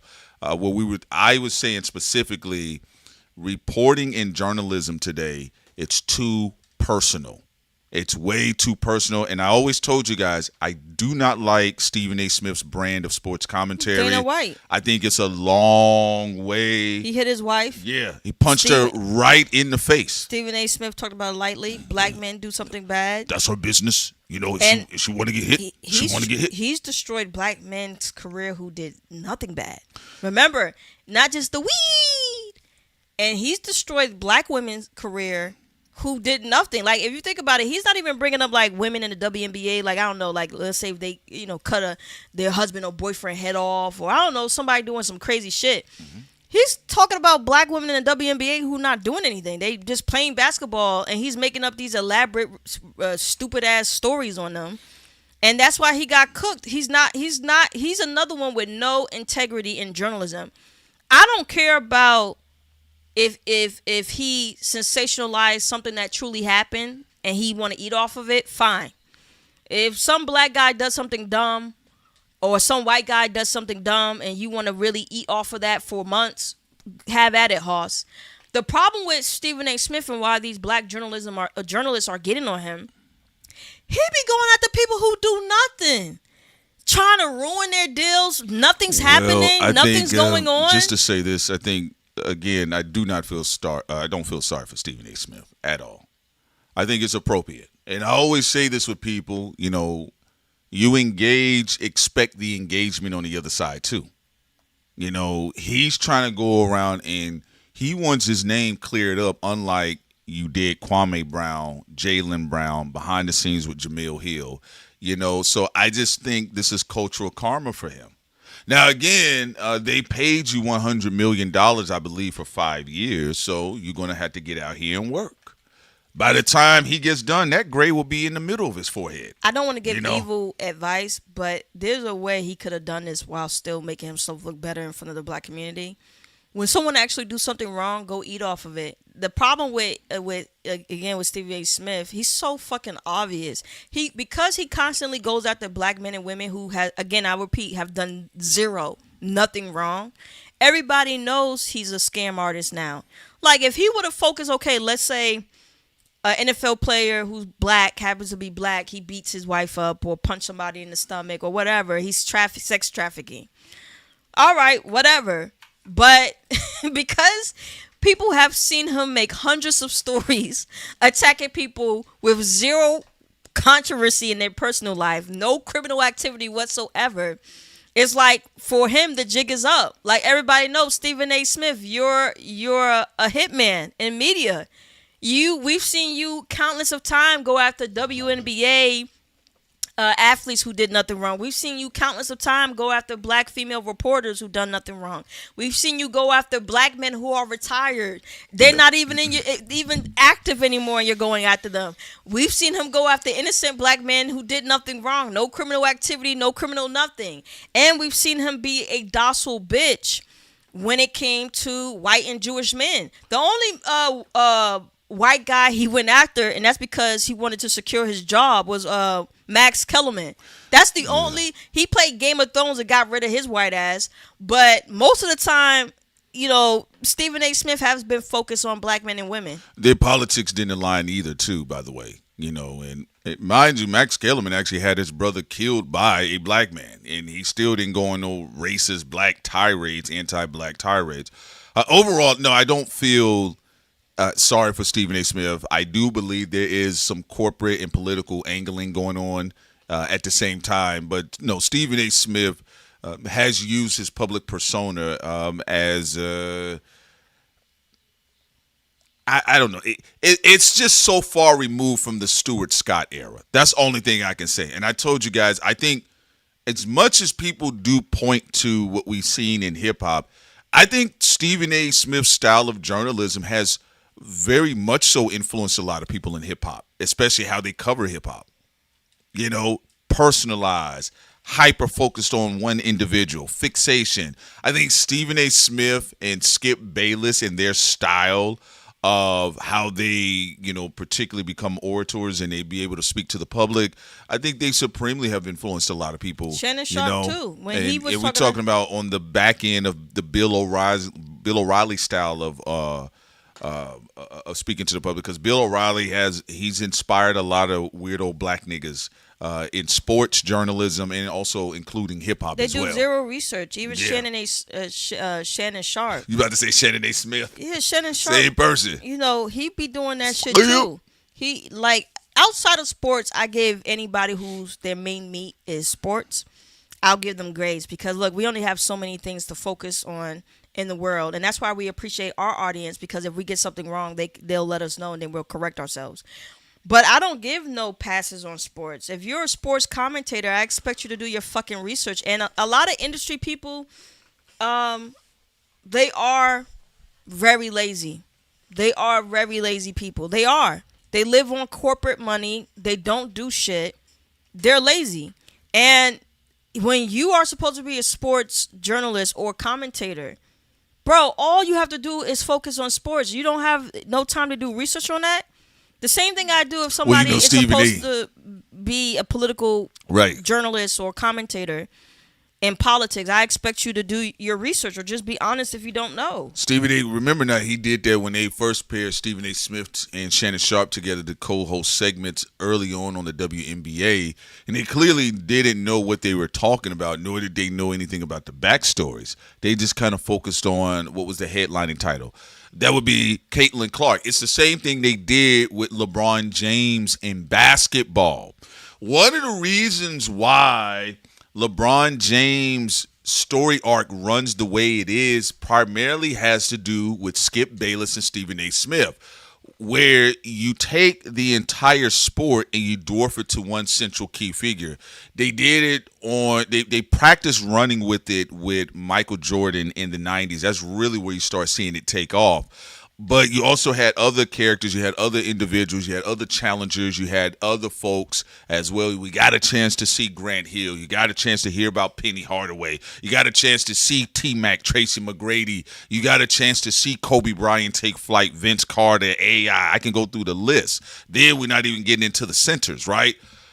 What they were able to do, and that's what I said, the LeBron, Stephen A. Smith, Skip Bayless era ruined basketball talk publicly. And for the better part, I could argue it ruined sports talk because it became too fixated. This is why you saw them run with the same ingredient right when the WNBA was having another surge. So they tried to take the same style of reporting, that whole centering on whether LeBron's the villain or hero, villain or hero is nobody else. It's just LeBron. They were running with that template, which is why they did cross promotion with LeBron shouting out Caitlin Clark, because they were going to LeBronify Caitlin for the WNBA and make her the central selling point. And that's why they rolled out Stephen A. Smith and Shannon Sharp as a beta test. Unfortunately, unlike Bayless and Smith in their early years, Shannon Sharp and Stephen A. Smith had no chemistry with each other, so they couldn't really sell that dynamic. But also, I would have to say this: what they stereotype women as is what Stephen A. Smith does, and nobody calls them out enough on it. They be like, "Oh, girls do gossip, all this other stuff," even though a lot of guys do gossip, tea stuff too. Some of them be gay. A source told me. But no one cooked Stephen A. Smith enough when he said,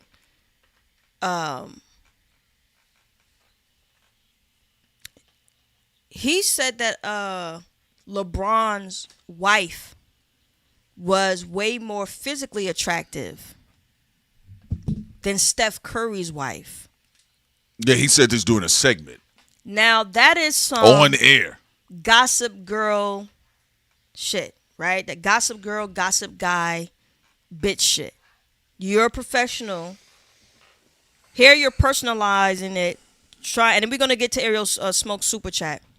Here you're personalizing it, talking about people's wives. Now, when she talked about basketball being rigged because she was mad that her husband was losing, okay, well, fine, that's fair to bring up.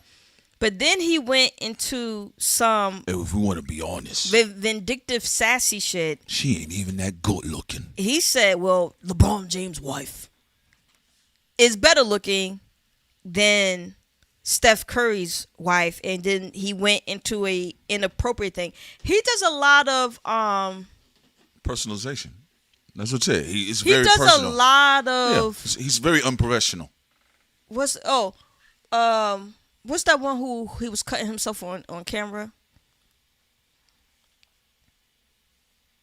He's Andy Kaufman? Perez Hilton. Oh, Perez Hilton. Okay. Stephen A. Smith does a lot of Perez Hilton stuff that nobody calls him out on.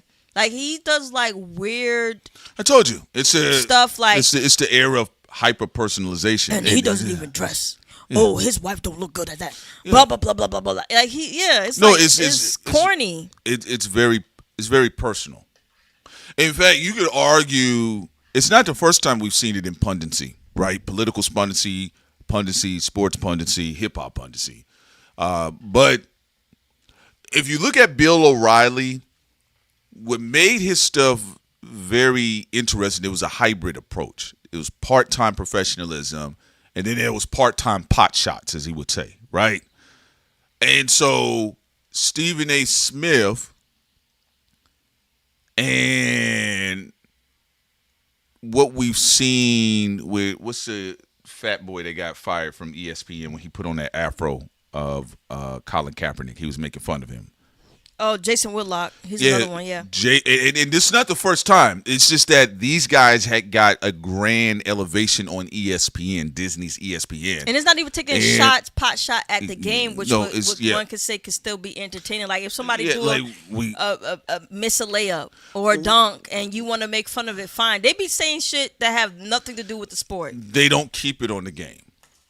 So you guys notice, like, when I was talking about Deontay Wilder and Tyson Fury, and we had a bunch of people. For whatever reason, whenever we went live or whenever like I do like some roasting of somebody's boxing game, it gets like a lot of views, right? But Sin and I was talking about Deontay Wilder. When people start bringing up his children and all of that, I don't get into that. I'm roasting where your field is. It's like, bro, it just sucked or the game wasn't good, right? But Stephen A. Smith, for me personally, at the visibility he was, along with Skip Bayless, I think they were in our time, I think they were some of the most personable commentators or reporters I've seen that dealt directly with figures. You can clearly tell where it's not even where their bias is, because all of these critics have biases. They did it with Kyrie Irving. Yeah, but you could tell where their saltiness begins in their commentary, like you said with it's Kyrie personal, but it's also pro-state. And so, so if anybody goes against the state, if like Kyrie said, I don't want a big pharma vaccine forced into me because this shit was rushed. Yeah, they say something, and then they would say something in favor of big pharma and say this person should be kicked out of the NBA. Yeah, but you don't have the same smoke for the Dana Whites or when Caitlin Clark is doing what she's doing. And, a lot of the times they're chasing views, too.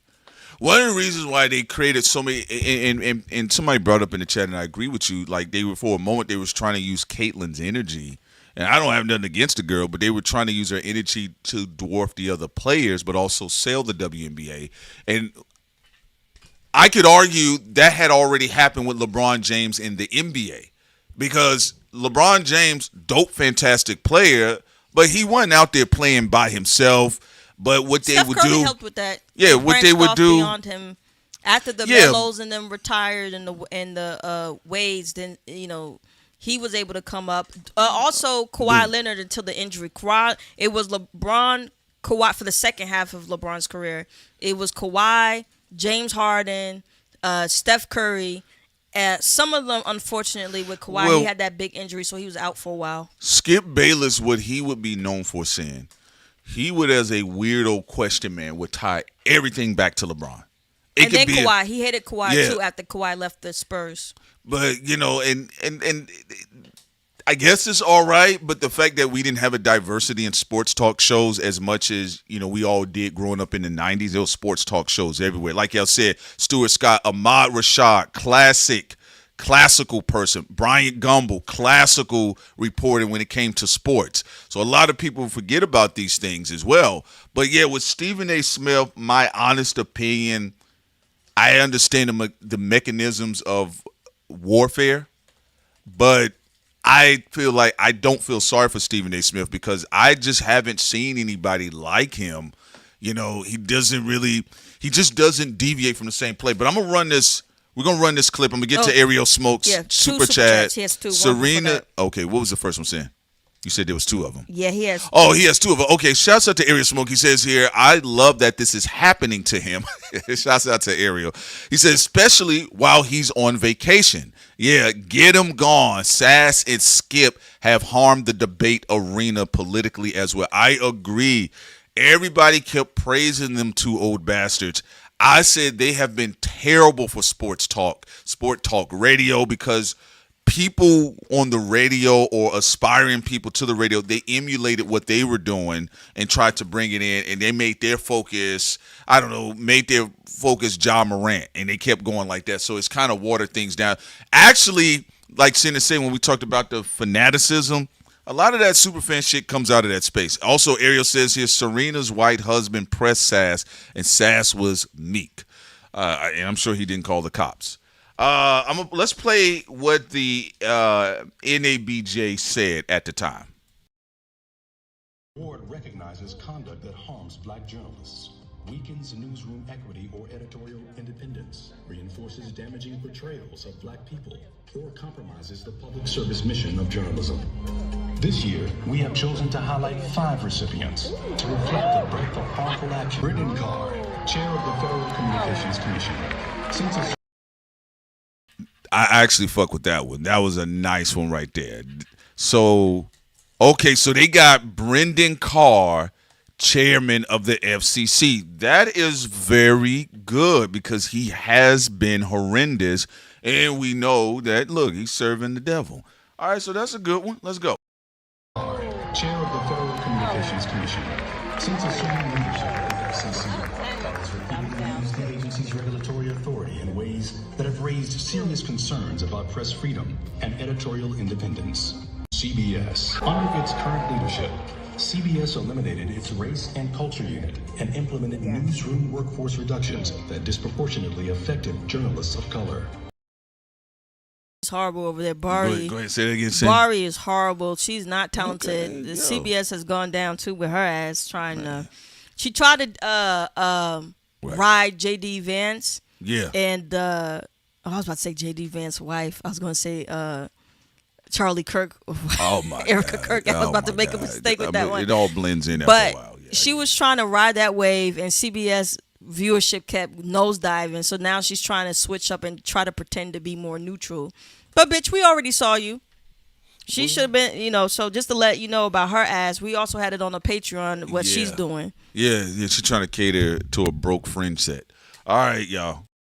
The company has also faced sustained internal disputes over editorial independence and newsroom decision-making. DeJuan McCoy, owner, president, and CEO, Circle City Broadcasting, parent company of Wish TV. McCoy's leadership has been the subject of multiple allegations regarding the treatment of black journalists. Stephen A. Smith, sports analyst and political commentator. Smith has established a representation of black women in public discourse and stands in direct conflict with NABJ's territory where black women are saying I'm sick of him. Say that again. You go ahead, Lil. You do not want to be in the energy when black women start saying I'm sick of him. Because when you hear too many black women be like, I'm sick of him, I'm like, oh shit, you in a dangerous territory. No, she's right. And I'm going to be honest with you, even when we was moving around through Jersey said it was a lot of regular working class black people said they are tired of Stephen A. Smith. So actually, I think this My list. uncle, remember when? Oh yeah, her uncle pulled me to the side and he was like, I can't stand that motherfucker. He said, I can't stand Stephen A. Smith. You get me? He says, am I wrong? I said, I don't think you're wrong. He said, but why he? This is what your uncle said. He said, why he always on the wrong side? Because he a clout chaser. All right. Actually, I'm really messing with this list. Man. And they started off with the big dog, chairman of the FCC. That's gangster, y'all. Let's go. Long-standing commitment to accurate, responsible, and inclusive portrayals of black communities. The Washington Post implemented layoffs and newsroom restructuring that disproportionately affected black and other journalists of color. So to everyone Part. Okay. whose name was called tonight, hear this award for what I believe it should be. Not simply a thumbs down, but a call to do better. The door is open. The conversation is available and the opportunity to change is real. But NABJ will not be silent. Not in this moment and not on my watch. All right. I was going to also say, Jordan in the chat, you right. Yeah. Black men, you don't want no black man to be like, I sick of. One of the person that I saw say they was sick of was 50 Cent. Yeah. I remember we was talking about just the hip hop stuff too. They didn't really care about the Kendrick and Drake thing. They just thought they didn't give a fuck about that they shit. thought the battle was funny. But I remember when Prince and I brought up 50 Cent, it's like, I can't stand that nigga. Yeah. Like, when you don't want black women Yeah. saying, I can't stand you, you know, that's the territory they at with It's better for them Stephen to- A. Smith right now, too. It's better for them to be indifferent, but like there's some people, they work hard to get that I can't stand out of black women. I can't stand them, or I'm so sick of him. Why he act like that? Then you know when you really messed up when it jumps to the grandmamas. Like it jumps generationally. Like I don't know what he do, but I'm sick of that boy.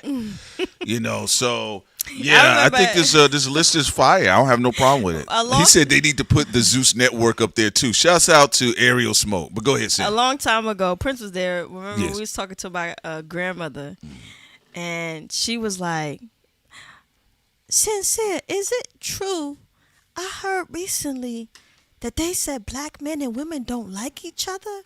What is that about? I've never seen that. I said, Grandma, that's the gender war nonsense. I said, you just ignore A it. gender war. she, She said there's a war?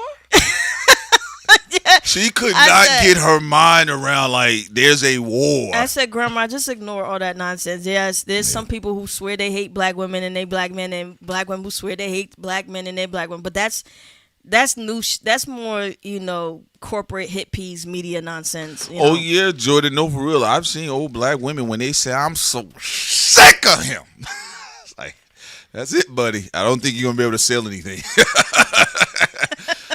Time's almost up for Sunroof Top Head. Shouts out to Ariel Smoke. Yeah, no. Overall, no. I do not feel sorry for Stephen A. Smith. He still proved the point because you went to Sean Hannity. Sean Hannity is irrelevant in white space. No, it's true. Actually, it takes. Look, y'all can criticize the black community all you want. It takes a lot for black people, black Americans, to say they don't fuck with you anymore. Yes. It takes a lot. Black people have a very strong tolerance before they say, I'm tired of you, nigga. Yeah. It takes a lot. Like, and people trying to gaslight black people. It takes a lot.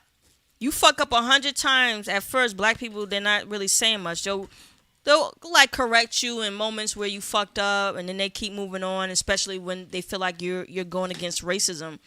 But there comes a point where they get sick and tired of you, and they don't want to do nothing. They don't want to deal with you no more. They be like, your problems are your own problems. I usually see the ones that end up like that. I do think there's some like hard-headed about them black people that get outcasted at some point. I think something usually like it's something like there's a hyper focus energy on like the repeated absurd offensive action, and they don't stop. I tell you, when I know when somebody black is about to get in trouble with black folks is when they get an ego with black people, and they're like, like Stephen A. Smith. I'm going to double down on it again. Like when they said, hey, man, it wasn't cool what you did to this player, what you did to this person, this man, this woman. Then he doubled down again. Like when he did Kyrie Irving, that was really bad for Stephen A. Smith, right? Also, yeah. But then Yep, that's when he true. turned around and was like, I'm going to say what needs to be said about Jaylen Brown. And I was like, all right, Stephen, hey, you got it. Where Kanye is split because many of them just think he's retarded. So with the black community, where if they felt like Ye was 100% cognitively there, yeah, he would get the Stephen A. Smith treatment. A lot of them think they just think he's just off. When you hear from the old women, So at first, when they thought he was 100% there, they were angry. But then they're like, at least what I'm starting to get for even black, they just ignore him now. And Ye got a lot of clout with Gen Zers, though. He do got a lot of clout with Gen Zers. Well, but like a lot of Gen X black women and all that older. no, there are some. Yeah, They she's right. they just think that he dealing with like mental issues. So Now- they put him in a different category. There are black women that don't fuck with Kanye, and there are black men that they don't care what it is. They just don't fuck with Kanye. And there are a lot of them, even old black folks. They say, "Well, didn't they say he crazy? Don't he's schizophrenic? He got bipolar? Yeah, even the Gen Xers, they just think something, right?" They just think something's You off know? with him. But no, when you gotta understand, black people are diverse. There are diverse opinions. I also say usually there's like litmus tests. So like if you were in your backyard and this has been your experience when they say something, I mean sometimes you can just go a couple counties over and black people could feel it like nah, I'm not really fucking with Buddy, right? So I've seen that too, by the way. That's why when Kanye touched back down in Chicago, one thing I will say about Chicago, if you black and you from the neighborhood and you doing funny monkey business in them, you will get confronted. That's why when he went to the radio station, they confronted him. He was, Kanye, I apologize. Okay, I'm sorry. Yeah, but they weren't hard on him. Like, black people, they give you the silent treatment if they think something wrong with you. So let's say if they think, okay, somebody in your family got shot up and that's why you acting mentally off, or they think you got a really bad mental illness, like you eating crayons and shit, they just gonna give you the silent treatment. Or the explanation has to be good, right? The explanation has to be good because they'll be like, well, man, why you getting cut? Why you cut up like this? And then you find out that the person had contracts on their head. Some white people, Israel was trying to kill a nigga behind the scenes. And then black folks were like, damn, did you know? And then a bunch of niggas start making YouTube videos about it. They exposing the industry. So that happens a lot, too. It's really just about cognitive ability. You know? The reason why they are harder on 50 Cent or other people, if they feel that your mind is completely intact, they're going to go be like, I'm tired of that. That's how they feel with Stephen A. Smith. They don't feel... You feel he's being malicious. They don't feel Stephen A. Smith have a mental issue. They feel ailment. like they don't feel like 50 Cent have a one or Stephen A. They Smith. know they not handicapped niggas. They feel that as great of a genius as Kanye is, now known as Ye, with art and stuff, a part of them feel like he has a handicap somewhere. So that's why, like, Ye don't even trigger black people to be mad at him anymore. I even see on Patreon when black people see posts on him, they just be like, they'll talk about the background industry stuff, or they just like shrug and ignore him. But he's still got a lot of leeway with Gen Zers though. No, VZ, no, I'm serious. Like I've heard old black women, even in Atlanta back then. Y'all gotta understand, Kanye West has been like zooted for 20 years to the public, especially black folks. So I've seen old black women say, yeah, something wrong with that boy, right? Didn't they say he got something going on upstairs? So, you know, it is what it is. But Stephen A. Smith has been very consistent with his bias. You know, again, the Dana White situation was everywhere. Shannon Sharp was scared to touch on it. You know, Stephen A. Smith didn't want to touch on it. Black people think Candace Owens is a scammer. What do you think? What category that's what it seems like. I don't think it even matters. They feel like she scammed the Jewish guys and then from what I see, scammed the black people, then scammed them Jewish people. I think even when I remember talking to your uncle, he just didn't really care about Candace Owens. They don't. Y'all gotta understand, there are people that are like, their presence is much bigger on the internet. Like Kanye West's presence is big in real life, like it is in lifestyles, as y'all saw with those concerts. But some people are just very big on the internet, like notable profiles. But if you talk to the average black person, most of them would. I haven't seen anybody really talk about I Candace think Owens. Candace, her biggest fan base is white people, and then some, Yeah, I think they're more. and then some people in hip hop. Yeah, but It's more like that yeah, type of more. mixture. Yeah, most working class black folks I didn't came across. No, working class black. They don't care about. They don't Candace. care at all. Blue collar black people don't give a fuck at all. Nah, they shit, man. They said Mike said awkward silence. Yeah. Because they'll think that's Omarosa. They don't give a fuck. Like, nigga, like, I mean, they don't care like that. You know which black people move black people in real life, and Candace ain't one of them. You know, that's why, I think most of the trafficking has to do with a lot of the about as important as about Nick Fuentes. They don't even, half of them don't even know who the fuck Nick is. There's like, if you showed it to them, oh, that boy. I always click don't recommend video. All right. So so the National Association of Black Journalists have given Stephen A. Smith the thumbs down. Actually, I think the whole entire list was incredible. I think the list was appropriate. Because I was interested in, was it just only him, but the fact that they started off with the FCC chairman, I think that was very powerful for them to say that. Because again, the chairman is commissioning a lot of racially biased media in traditional media as well. And they're also cutting back on black presence in media, including black reporters and journalists. On top of that. All right, folks, we're going to wrap it up here. We covered everything in 2 streams. Unfortunately, we had to do 2 different streams here because there were some issues, but we got it done, ladies and gentlemen. Sin, did you have anything else you want to say? Shout out to Brandy Kane. Thank you on the Patreon for giving me a heads up about how that a particular figure in the West Coast is seen. Thank you for that information. Shout out to everybody in the think tank. And y'all enjoy the rest of y'all day. We'll be back tomorrow. And yes, the Hayden story, we will go more in on the Ghislaine Maxwell and Jeffrey Epstein part of it. We'll go more into that. Matthew said Dame Dash cousins stopped messing with her after claiming she was white on her ID. Also, KJ Forever said Candace is the queen of the jungle fever kingdom. That's funny. Yeah. Oh, I mean, she's a great scammer. I got to give it. She scammed white people, Jewish people, black people. She was able to scam Killer Mike and T.I. She was able to scam the Truth Movement. She's a hustler. I give her that. Shouts out to VZ says, hey, did y'all hear in the DFW, Carmelo Anthony's previous judge is now recused from overseeing the next phases of Carmelo Anthony's murder trial. That's a big deal. Thank you for that information. Appreciate you very much. We'll keep up with the updates to see what's going on. All right, folks, we love you guys so much. We are out of here. Y'all take care. Peace. Peace.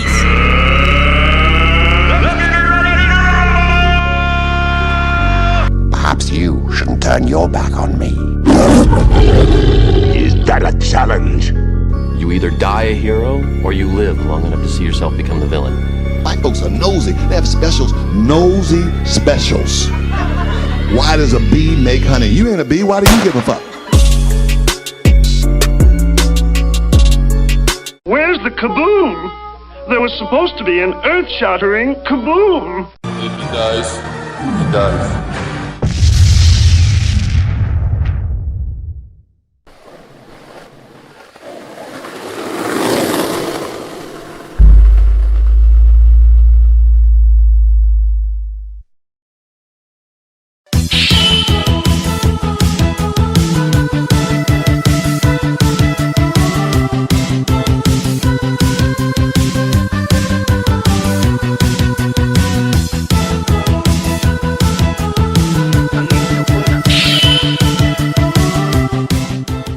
Go to our Patreon for more. And don't bother me.